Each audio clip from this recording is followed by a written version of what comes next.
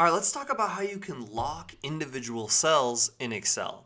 So here in our example, we just have some sales data here with a graph. And we want to be able to change any of these sales numbers, but we want to lock or protect the months and the years in our data so that they can't be accidentally deleted or changed. So the best way I found to do this is actually to hit this button in the top left corner until you see this little gray triangle.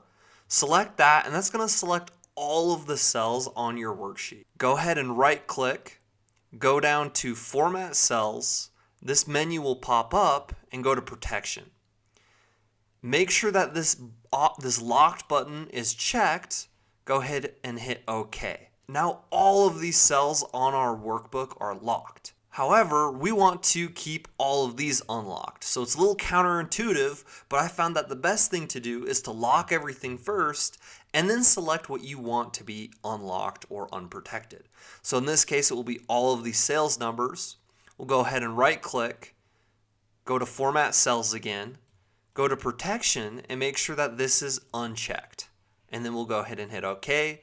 Now these are all unprotected. And the rest of these cells, the years and months, should be protected. But what you'll notice is if I go into this cell right now, it doesn't seem locked or protected because I was just able to change it.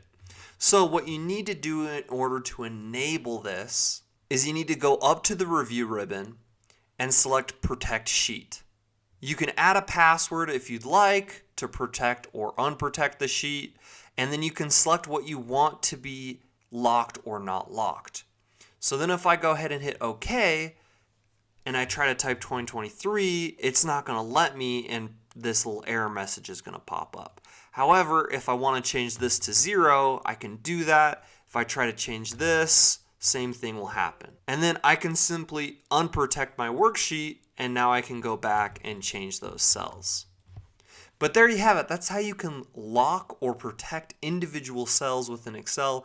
Thank you so much for watching. Please don't forget to subscribe and smash the like button on your way out. Thank you, and have such a great rest of your day.